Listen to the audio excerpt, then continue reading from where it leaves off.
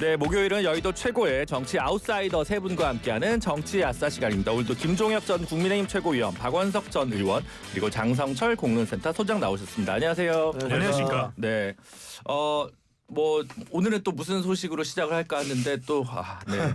뭐 여의도에서는 저희 걱정을 많이 하나 봐요. 새로운 소식을 느닷없이 늘 안겨주시는데 장동혁 대표가 민주당 통일교 특검법 수용, 공천원금 특검 수용을 외치면서 무기한 단식에 돌입했습니다. 그런데 시기가 한동훈 전 대표 제명을 두고 갑자기 이렇게 피봇을 해버리니까 이게 어떤 의미일까라는 정치적, 공학적 해석도 좀 필요할 것 같은데요. 김정혁 최고 어떻게 보십니까? 다른 분들한테 좀 먼저 물어봐 주세요. 네. 나 욕하지 마. 나 욕하지 마. 나 당을 위해서 희생하는 사람이야. 그러니까 자꾸 뭐 나보고 한동훈 때문에 뭐 어쩌고 저쩌고 막 그만두라고 하고 뭐 박원석 의원님 같은 분이 막 방송 나가서 뭐 자격 없다고 그러고 그만두라고 그러고 그런 소리 좀 하지 마. 저는 남의 당 대표에 대해서 그렇게 얘기하지 않습니다. 제가 그랬어요.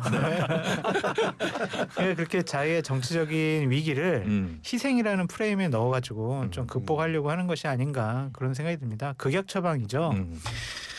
장동혁 대표가 당대표로서 인정을 받으려면 개혁하고 쇄신하고 윤석열과 결별하고 중도층을 견인할 수 있는 인사들, 인재들 영입을 하고 정책 내세우고 국민의 눈높이에 맞는 메시지 내면은 당연히 정치적인 위기 안 와요. 당대표로서 뭐 지위가 흔들리지 않습니다. 근데 자꾸 그 국민의 기대와 눈높이와 다른 행동을 하니까 계속 위기에 처하는 거잖아요.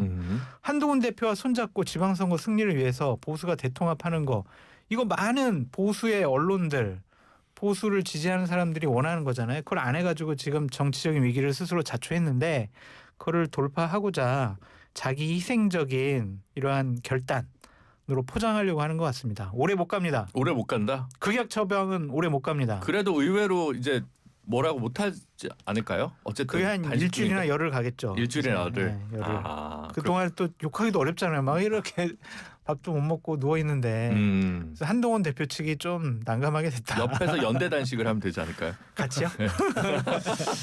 좋은 순거 같은데. 기발하다. 아니 뭐 이제 대여 투쟁의 목적이나 의미가 없다고 할 수는 없겠죠. 네. 지금 특검이 사실 뭐 교착돼 있잖아요.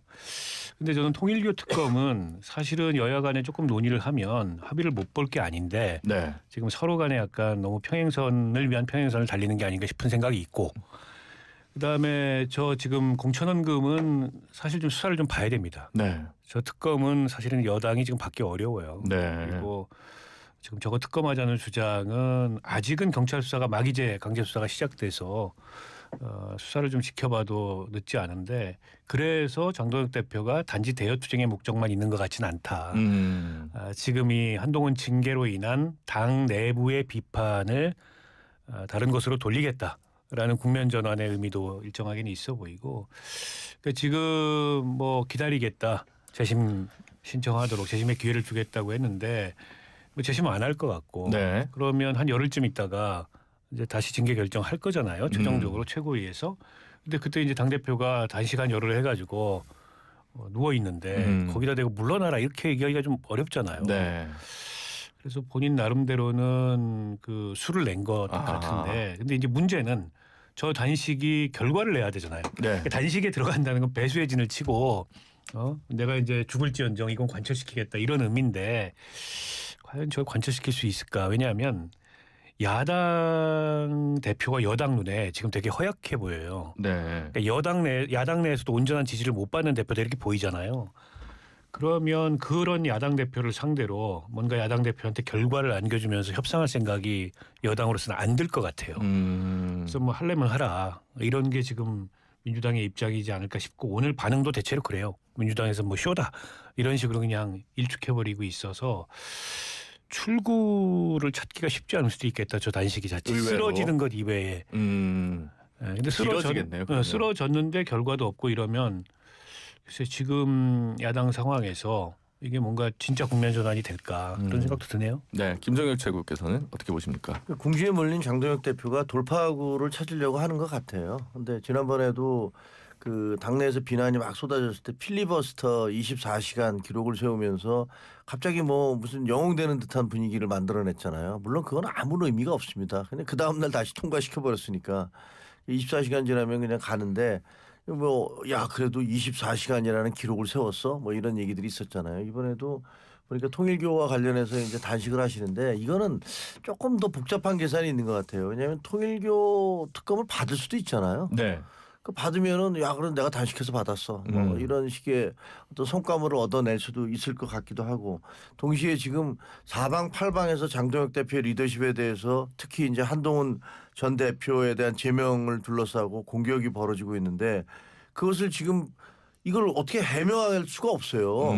매일매일 국회에 나와서 의원들을 만나거나 그러면 어떻게 하실 거냐 어떻게 하실 거냐 이거 뭐라고 얘기해야 됩니까? 본인은 해법이 없어. 왜냐하면 제가 보기에 장동혁 대표는 본인의 의지에 의해서 뭘 결정하는 게 아니라 이른바 고성국 씨를 비롯한 극우들이라는 분들 이런 분들에 의해서 전환길이나 이런 분들에 의해서 그 분위기를 눈치를 보면서 뭐 결정을 하는 것 같은 느낌이 들어요. 네. 그래서 이러지도 못하고 저러지도 못하는데 그럴 바에는 차라리 내 몸 이 한 몸 갈아서 이렇게 내가 단식을 함으로써 여러 가지 그 예봉도 피해 나가고 그리고 또 이걸 통해서 만약에 특검을 받거나 그러면 내 성과로도 인정받을 수 있고 뭐 이런 생각들을 하고 있는 게 아닌가라는. 직접적으로 고성국 박사의 컨설팅 결과일까요? 그건 아니겠죠. 그럴 수도 있죠. 우린 모르죠. 모르니까. 우리는 네. 사실 뭐 누가 얘기를 했는지는 모르지만 이게 원래 동조 단식 그래서 누구야 개혁신당하고 같이 이준석 대표하고 네. 같이 하려고 했다는 얘기가 있었잖아요. 네. 근데 그냥 혼자서 돌입을 했는 걸 보면 뭐 주변에서 누군가 얘기를 했겠죠. 이거 돌파하려면 이런 식으로 가는 게 낫겠다라고. 누군지는 모르겠습니다. 그럼 여기서 한동훈 대표는 이제 어떻게 해야 되나요? 왜냐하면 지난번에 필리버스터 할 때 어쨌든 노고가 많으시다 이렇게 얘기를 했는데 네. 단식하고 있는데 이제 비난하기도 약간 좀 머쓱할 수. 위로 방문해야죠. 위로 방문. 아유 우리 당 대표께서 이렇게 고생하시는데. 그렇습니까? 네. 하긴 지금 위로가 필요한 건 김종혁 전 최고위원입니다. 19일날 윤리위 소집을 가신다고. 아니 제가 가겠다 그랬어요. 아 네. 원래 거기서는 그냥 뭐 안 와도 된다 내지는 뭐 서면 내도 된다라고 하는데 네. 저는 가서 보고 싶어요 진짜. 아. 그 윤리위원장님도 좀 한번 보고 싶고 이름 좀 적어오세요. 네, 다른 분들도 또 어떤 분들인지 제가 꼭 좀 보고 싶어요. 그래서 네. 가능하면 이거 좀 생중계하면 어떨까요? 이렇게 얘기를 좀 했으면 좋겠는데 가서 그때 뭐 7명인데 명단 공개되니까 3명 사퇴했다고 보도가 맞습니다. 났었잖아요. 그럼 4명이서 그냥 하는 건가요? 2명을 또 추가로 임명을 했대요. 아, 근데 네. 임명을 했는데 누군지는 모르겠어요. 그러니까 뭐 그분들이 해서 뭐 저한테 뭐 여러 가지 물어보실 텐데 뭐 답변도 하고 저도 궁금한 거 좀 물어봐야겠어요. 우리 네. 윤리위원장님한테. 근데 한동훈 대표는 하루 전날 통보받았다는데 김종혁 최고는 며칠 전에 통보받으니까 훨씬 예우를 많이 받고 있는 느낌입니다. 아니에요. 하루 전에 똑같이 통보를 한 거예요. 근데 그 저한테는 전화를 걸어와서 당직자 제가 아는 당직자니까 네. 전화 와서 이게 도대체 무슨 소리야. 오늘 통보해서 내일 오라 그러면 내가 어떻게 가. 나도 사회생활을 하는 사람인데 이건 말이 안 된다. 그리고 제가 그 써서 보냈어요. 네. 써서 보내고 이거 법원에서도 5일에서 일주일 전에 서류로 통보를 하는데 그리고 일정을 조정하는데 내가 무슨 현행범도 아니고 이런 식으로 하는 게 어딨냐라고 했더니 그러면 오늘 오지 않으셔도 됩니다. 그러놓고서 일주일 뒤에 와도 된다. 이렇게 얘기를 한 거고 한동훈 대표한테는 문자를 보냈는데 그 수많은 문자니까 못 봤을 거 아니에요. 그쵸. 나중에 문제가 되어서 보냈다고 그러니까 찾아보니까 이제 왔었던 모양이에요. 그러니까 뭐 본인이 받았는지 확인도 안 하고 그냥 그쪽에서는 밀어붙인 거고 똑같이 보냈습니다. 통보를 했습니다. 네.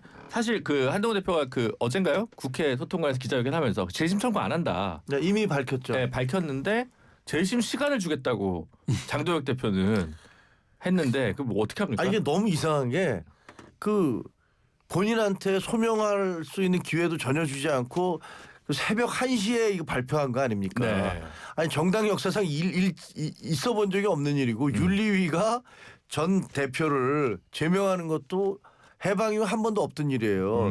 이런 없던 일을 그러니까 비상계엄과 그다음에 한덕수로 후보 교체하려고 했던 것에 이어서 세 번째로 그냥 계엄을 방불케 하는 이런 일을 저질렀잖아요. 그래서 다 발표를 했어요. 뭐 제명한다고. 그러니까 그거에 대해서 한동훈 대표가 뭐 이미 결정을 다 하셨으니까 저는 그 재심 갈 의미가 없겠습니다. 바로 법적 조치를 가겠다라는 그걸 밝혔잖아요. 그리고 심지어는 전주의 의원조차도 그 판사 출신인데 네. 이 결정문 가지고 가면 가처분 그냥 인용된다라는 방송에 나와서 그렇게 얘기를 하고 모든 사람들이 더구나 저 여상원 변호사조차도 전 윤리위원장조차도 이거는 혐의가 없는데 사형 선고를 내린 거하고 똑같다. 혐의를 입증을 못하는데 사형 선고를 낸 거하고 똑같다라고 얘기하니까 발등에 불이 떨어진 거죠. 이거 만약에 오늘 통과시켜 버리잖아요. 네. 그럼 가처분 들어가면 바로 가처분 떨어지면 네. 그러면 감당이 안 되잖아요. 그러니까 제가 보기엔 시간을 벌기 위해서 그거를 마치 무슨 시혜를 베푸는 것처럼 무슨 재심을 할 테니까 그때 와라 뭐 이런 얘기를 하고 있는 거여서 이거는 그냥 정치적인 뭐랄까 그 기술을 발휘하고 있다. 그럼 당내 절차와 관련해서 앞으로도 한동훈 대표는 이미 밝힌 바와 같이 전혀 일절 대응하지 않는다. 지금까지 알기는 그렇습니다. 법적 대응은 여전히 검토 중이고요. 법원에서. 그거는 뭐 당연한 거죠. 네. 이거는 결정이 돼 최고위를 통과한 순간부터 그때부터 그 법적 조치를 할 수 있는 그 요건이 생기니까. 알겠습니다. 그래서 법적 조치로 가는 게 정무적으로 맞는 걸지 아니면 뭐 당원권 종지보다 이게 자유로운데 저 멀리 중도의 중원으로 혼자 나아가 볼까? 뚜벅뚜벅 이렇게 가야 되는 건지. 그럼 이준석 대표는 무소속으로 가거나 뭐 창당해라 이렇게 얘기를 하고 있잖아요. 죽으라는 얘기고요. 이준석 한동훈 죽으라고 했다. 네, 나가서 죽으라는 얘기고 네. 그거는 따르면 안 될 것 같고요. 법적 조치를 하는 것도 그렇게 좋은 수는 아닌 것 같습니다. 그러니까 정치인이잖아요. 네. 정치적으로 풀어야 될 문제인 것 같고 정치적인 결단과 판단에 의해서 행동으로 풀어야 되지 자꾸 법적 조치를 하게 되면은 가처분 신청 받아들여졌어요. 그러면은 장동혁 대표가 그래 내가 잘못했어요. 이제는 내가 징계 안 할게요. 과연 그럴까요? 지금 목표를 세워놨잖아요. 한동훈 전 대표는 국민의힘 플랫폼 안에서 정치를 못하게 쫓아내버리겠다. 그래서 지금 막 방법을 꿰어 맞추고 있는 거잖아요.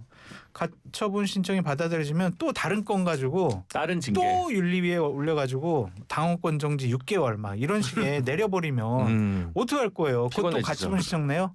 그래가지고 그거 안 받아들여지면 그거 어떻게 할 거예요? 그래서 법적인 대응을 하는 것은 그렇게 썩 현명한 것 같지는 않다. 그런 생각이 좀 드네요. 네. 박원석 의원 어떻게 보십니까? 아니 근데 안 할 수가 없는 상황이죠. 이게 그냥 다른 징계라면 안 할 수도 있다고 봐요. 당원권 정지 6개월 같으면 맞으면서 그 부당성에 대해서 얘기하고 다른 정치적 활로를 모색하고 이럴 수 있는데 제명이잖아요. 정치 생명을 끊겠다는 겁니다.